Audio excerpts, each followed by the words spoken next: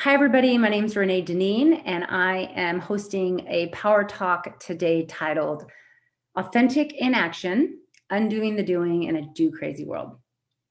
So first, a little bit about myself. My name is Renée, and I am an organizational psychologist that plays at the intersection of business, psychology, and well-being.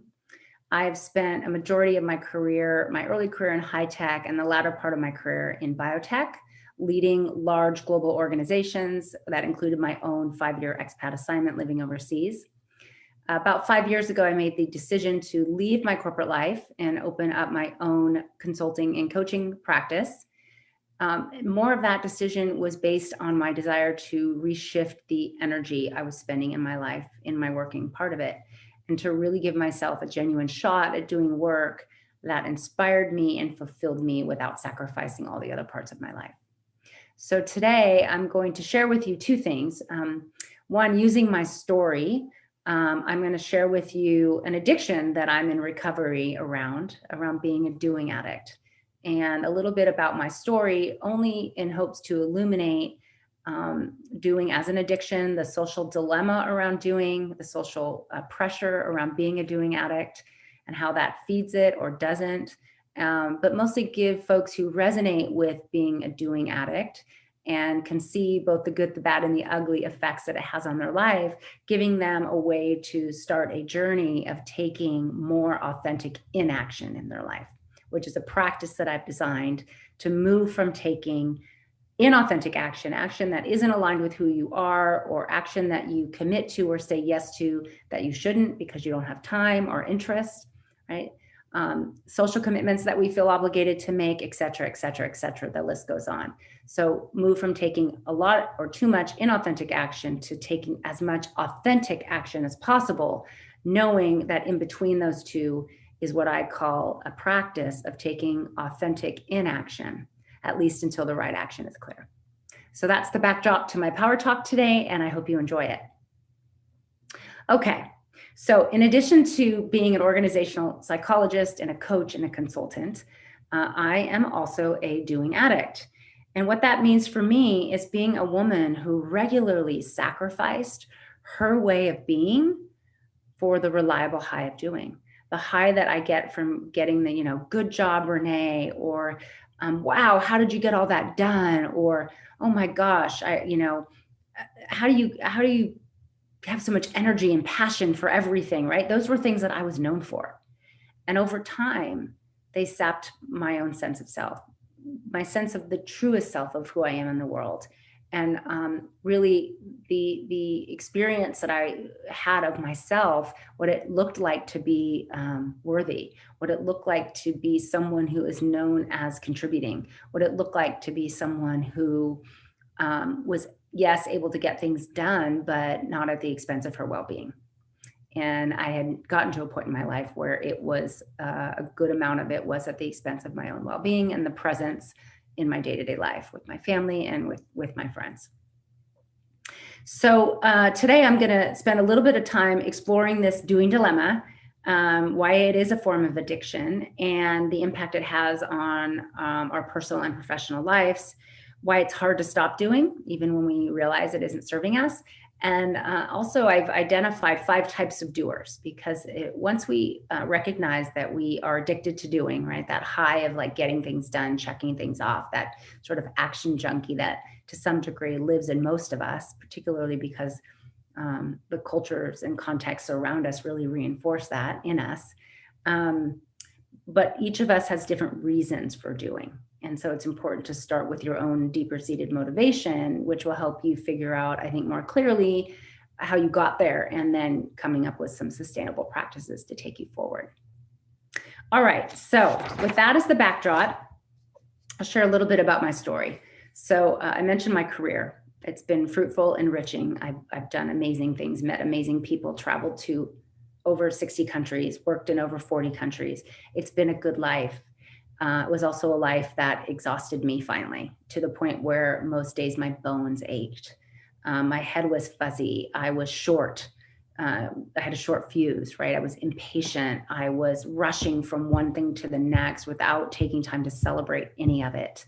I was, to a certain degree, stressing out my adrenal system so bad that it was creating unhealthy life-sustaining effect. It was having unhealthy life-sustaining effects on me, to the point where I was stuttering. I had jitters.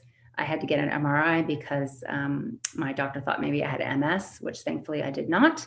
But I was putting myself under so much stress. I was firing up my, dopamine, and my adrenaline was so overtaxed that I didn't know how to be any other way. To be any other way, to know that I had other choices other than being that girl, that woman, was scary for me at the time. So I made a decision to leave my corporate life and try to rebalance, first and foremost, how much time I dedicated to it, but also getting more attuned with and cognizant of the work that I was really meant to do. So I was at a retreat back in 2015 with my daughter. It was a women's retreat on the coast of Big Sur. And it was, I guess could be considered kind of a benign event, but I knew it was significant for me. I was in a closing session, and the facilitators were asking women to speak up, to physically actually step into the center of the room, the circle, and share the impact that the weekend had had on their lives. And I'm listening, and, I'm feeling inspired, and I'm clapping for other women. And I really settled into this wiser, quieter voice that I rarely gave myself permission to listen to, that said, just listen, right? Receive, observe, stay put. You don't have to step into the circle and speak up. You don't have to do anything in this moment. And it was, I could feel this sense of relief, like, oh, I can be here. Who I am, like sitting in this room, it's already enough. I don't have to step into the circle. I'm saying that both physically, but also a little metaphorically. Well, quickly after I felt some relief and joy, even like, oh, goodness gracious, you're right, I don't, right? This second voice chimes in, and certainly a voice that's more familiar, usually louder. And it was said to me, what are you doing here if you don't step into the circle? Why are you here if you're not contributing? Who are you if you're not doing something, efforting something, saying something? Now, in the meantime, my daughter, who was 10 at the time, is sitting across from the room, stepping in and out of the circle several times. And she's looking at me, prodding me with her eyes, right? She wants me to be the mom she knows, the one who does without exception. But in that moment, maybe for the first time so clearly, I heard that quieter voice that told me I didn't have to. Now, at the time, this wasn't all totally, conscious for me, but I could feel this battle ensuing right inside of me. These two voices were sort of battling it out in a way. And in the end, I actually had to physically leave the room. My daughter's watching me, and now she's watching me walk out of the room. And she says, wow, yeah, she was surprised. I don't normally just walk out of a room. But I needed to walk out of the room because I just felt like something was going on that I needed to listen to. And I needed to sort of be with it long enough until I got its lesson. And so as I stood and looked out at the ocean, I reflected on just how many times this battle had ensued in my life, how many times this drive in me to do, to effort, to contribute, how much it had ruled me for so much of my life, and how few times I'd given myself permission to honor that quieter but wiser and more authentic voice. And in this, moment, in this example, said, you don't have to do anything, just sit, just rest, just listen, just receive. And just how few times I'd honored her. So, that one small win and that sort of benign moment did give me hope that I could actually practice that in my life more often. And actually, in that moment, the two words authentic inaction came to me. I'd never heard of them. I'd never read about them, right? I'd never thought of them before. And so I really did take it as a sign, right? This was my way out. This was something that actually became a practice for me to learn to get good at, was taking authentic inaction. One word, inaction, which is the opposite of action, right? It's doing nothing, or at least doing nothing, or sitting with the question to do or not to do long enough so that whatever action I take or don't take is authentic. So that was one part of my story, and an important part, because it gave me enough of a hope, but also a couple new ways that I could think about my doing life that would be useful to me. At this point as well, I modeled a doing life for many people. I could see the effects that my doing life had on them, what it inspired in them, unhealthy behaviors mostly, to over effort, overdo, et cetera, et cetera. But, the truth be told, it wasn't until that moment in my life or that time in my life when I actually was ready to honor my quieter voice, when I was ready to take the risk of shifting the way that I showed up in my day-to-day life, knowing that it had served me pretty well up until now, but that it wasn't serving me anymore, and that there had to be something good that could come of this, that my identity was more than just what I did, that who I was, what I had, what I'd done was already enough. And so I really had to trust that going forward, I now had more choices than at least up until that time in my life I thought I had. So what was going on for me that also created the urgency? I was doing so much that my quality started to suffer, right? I was giving away my power all the time. And my power here is really to choose. Yes, I'll do that. No, I won't. You know what? I can't get it done by Monday, but I can get it done by Friday, right? I was constantly giving up my power to feed that high that came from being known as and demonstrating the person that could do it all and at the same time, no matter what it was taking from me, I would do it anyway. Authenticity is huge to me. And so every time I said yes, when I really meant no, I was being inauthentic. And I was done with that. I had no interest in being inauthentic at this point in my life. I started also, when you say too much, too many yeses, and sometimes like there's so many good things happening, it's like that FOMO, fear of missing out. But I was actually starting to have to say no to things I really wanted to do, right? So I would come to the point where I was like, I can't say yes to everything, but yet I'm overtaxed already. And now I really want to do that and I can't. And I started to become aware of that implication in my life. Physically, I was burnt out. I was exhausted. I was suffering from massive insomnia. I mentioned I had some stuttering and my hand was shaking and just my nervous system was so kicked up. So physically, I was unhealthy, and I'd always been quite healthy, or my physical health has always been one of my core values. And I was putting that at risk every day. And I was just at that point sort of out of control. Like I was just always at the beck and call of the next shiny penny. And that feels cruddy. It feels awful to not be in control, to not be able to choose your life, your day-to-day life, what it is you do and don't do. And so finally, I was ready to create something else for myself. As I reflected on my own life and the battle that ensued in my own life around doing and not doing, I started to notice that battle all around me. And I started to notice being surrounded by all types of doers. And me having sort of a societal effect on me, like I was proud of being a doer, being a doer in the context that I lived in and still do, right? It's not only accepted, it's actually encouraged, it's honored, it's even expected. It's an identity really rooted in our culture, this idea of getting things done, being someone known for getting things done. I mentioned that it was well modeled. My mother was a doer, my grandmother, my daughter was becoming a huge doer based on my modeling for sure. And so, to sort of dismantle the systemic bias towards action in my own life was not just about me. It was about shifting the energy and dynamics around me as well. And of course, I can't address those things until I address them within myself. So that's where the work starts. But I can promise you that as you undo your own doing, right? I say undo the doing in your own do crazy world. When you start to do that, it has a trickle effect on the people and the systems and the contexts around you. And some will be tougher than others. Some you may say, I can't make a difference here, right? I have to walk away. But most you can influence, and for the better. And so I became really committed to that. I became committed to becoming someone who was known for making choices in her life that served her, being able to have the discipline to say no. I started to value inaction, right? This idea of not doing something as much as action. And that really shifted things for me pretty significantly.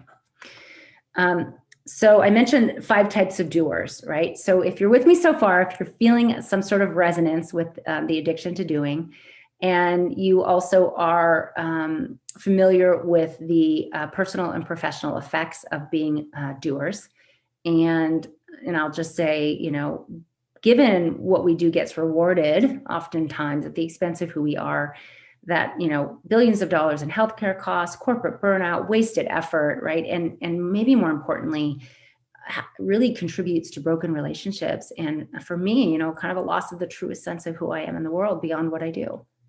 So lots at stake. It's a worthy journey. So here I was now. Okay, I'm geared up. I've convinced myself this is a journey I'm supposed to be on. I've started to value other things more than I did value who I was known for in terms of what I could do and how much I got done. So all that started to shift, and I started to recognize, oh, wow, I'm not alone, right? There's other doers out there. So I started to tease out different varieties of doers that I saw, different categories of doers. And when I say categories, I mean motivated to do for different reasons. So here are the 5. And as I'm listening, maybe take notes and see which one you resonate with most. So the first is the achieving doer. And the achieving doer does really to be recognized. Doing builds up their sense of self. And they've likely always been known as someone who gets things done. So what they achieve then is directly connected to their self-worth, meaning if I stop doing, I'm not worthy. You can see how painful that can become.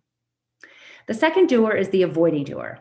The avoiding doer does more, right? Stays busy because they are inherently, or consciously or unconsciously, want to avoid at all costs, right? Being confronted with whatever is actually more important, right? So as they stay busy with tasks, important or not, they really avoid facing the bigger challenges in life. They avoid facing the bigger questions in life. They avoid the harder stuff. They avoid the pain. Little do they know, because I really resonate with this one, they're creating more pain than they are avoiding pain. The third is the controlling doer. So the controlling doer really does because they want it done, right? I want it done, and I'm often not willing to wait for someone else to do it. So there's definitely also a lack of patience in them. And while just doing it themselves makes them feel in control, that same control can push others away. So in the end, they end up feeling alone and unsupported. So you can start to see the tension on both ends of these doers. All right, fourth doer, the perfecting doer. Okay, the perfecting doer does, right? Because they think possibly that no one else can do it as well as them. Their standards are so high, and they often result in overdoing and over-engineering and over-efforting most everything. And yet, no matter how well something is done, it still never quite feels good enough. And the fifth doer is the supporting doer. These are the ones who do, but mostly do for others. They do for others because oftentimes these are like people who are inherently good at being of service. They might be called people pleasers, right? But they're good at it. They're good at seeing people and understanding their needs sometimes before they even see them.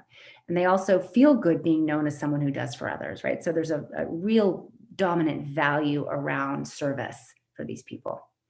Doing makes them feel needed, but also obligated. And in the end, when they do too much without asking for anything in return, without receiving anything in return, they end up feeling unappreciated and even resentful.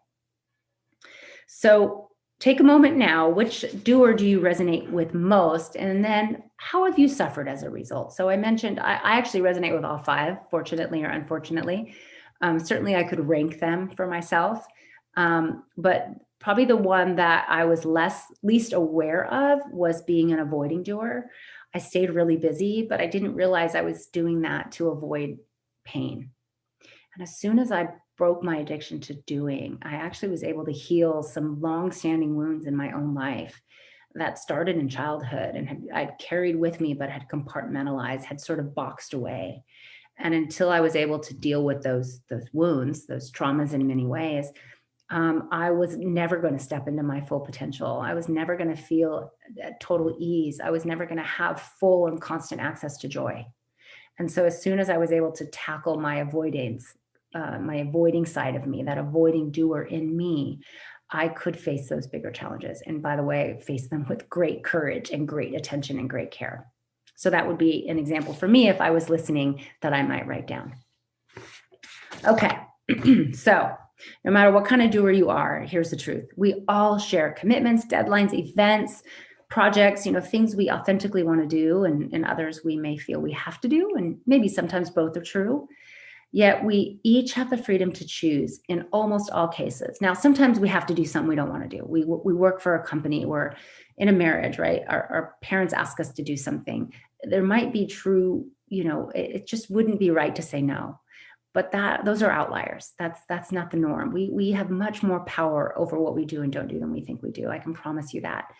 And so in that case, we have the freedom to choose, right? Whether we become action addicts, whether we have our doing life or our doing life has us. All right, so I mentioned this term, authentic inaction. So here's the goal. You recognize you take actions that you don't want to take. You say yes to things you don't want to do. You over effort, over engineer, over standardize everything, right? So you end up taking what I'm going to call a lot of inauthentic action.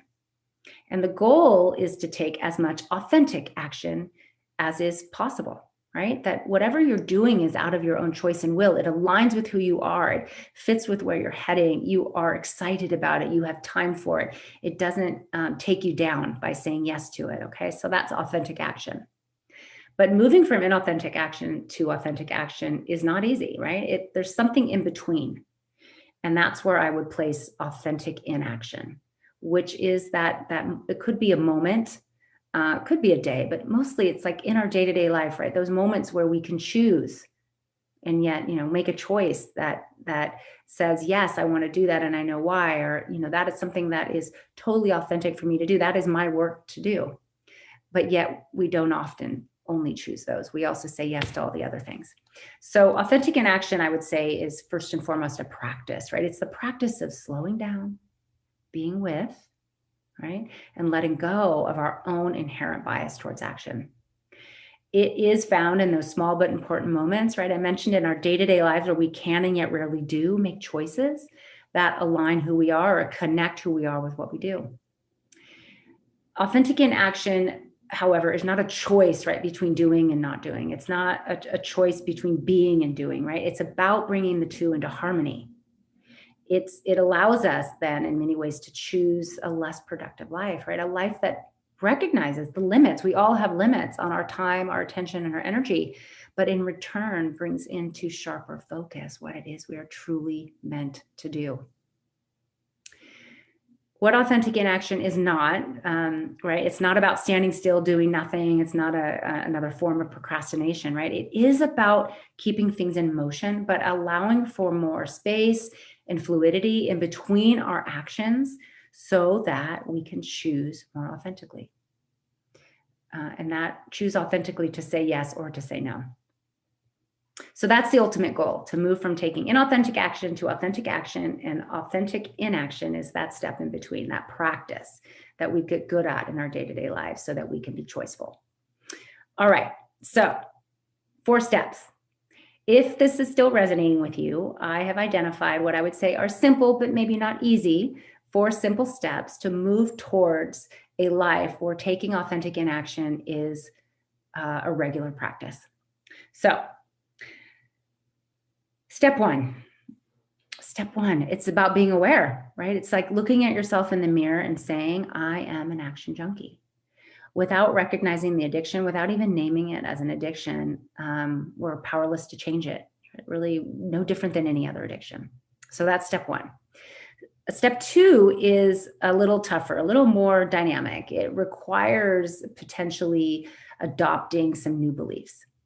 One of those beliefs is that your addiction to doing, again, taking a lot of inauthentic action, overdoing, over-efforting, over-engineering most everything, that addiction to doing is not emotionally and physically healthy. In fact, not only is it not serving you, it's not serving anyone around you.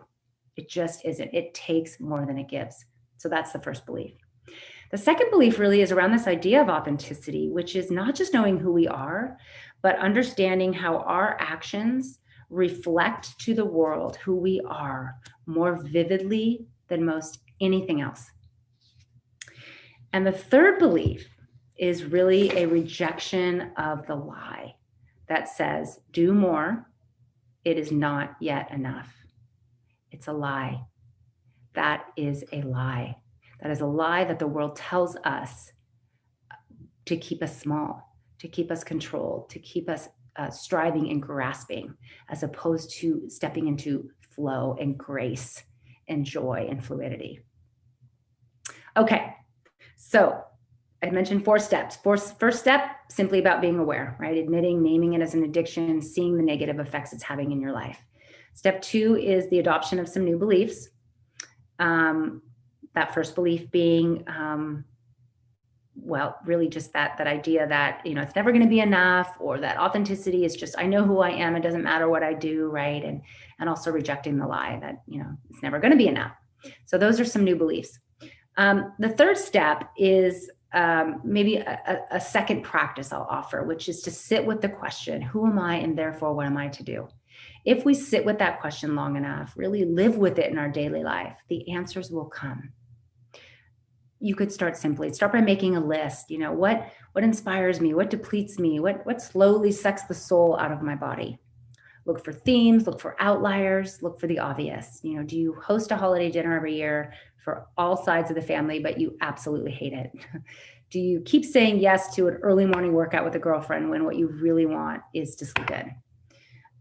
Do you raise your hand at work for every new project, either because you want to be known as someone who says yes, or you just have no boundaries around saying no, right? Once you start to see the patterns in your life around when and why and where, and how you take inauthentic action in your life, once you become aware of those patterns, the next time a choice arises for you to do or not to do, you'll make the right choice, right? You'll value inaction as much as you value action. So I'm going to call that more of a practice and something you might need to sit with for a while. One, till the themes are illuminated and you have a real good understanding of what that pattern really looks like for you personally. And then start to get some practice with, oh my gosh, I said no and everyone still likes me, right? I said no, and guess what? I was able to give like 100% to something that I really want to do, and I did it better than I could have otherwise. Those wins will start to feed that practice for you moving forward. All right, final step is being willing to fail and choose again. We have to acknowledge that sometimes we won't hear that quieter voice, or frankly speaking, we'll tell it to shut up because we'll feel the pressure, that pattern, that habit of saying yes, even when we mean no, is, wants to win. And so maybe it will, and maybe you'll find yourself sitting in the discomfort again of, again, putting yourself at risk of taking another action that doesn't actually line up with who you are, but next time you'll choose again. And again, as soon as you make these choices and you realize the world's not going to fall apart, that you're feeling more in flow, you're feeling more authentic, you're living a healthier, more honest life, that will be enough to keep you going. That will be enough to keep this practice of taking authentic inaction alive and well in your life. So my hope in my own life is to stay committed to my recovery, to wholeheartedly believe that who I am, what I've done, and what I have is already enough. My hope and my wish for you, if you resonate with this addiction, is that you find hope, that you find inspiration, and that you find some practical first steps to take in your own journey of adopting authentic inaction into your own life. I wish you all the very best. And if you'd like to reach me, you can find me at reneedineen.com, or a lot of this work is on my second website, which is called AuthenticInaction.com. Take care and be well.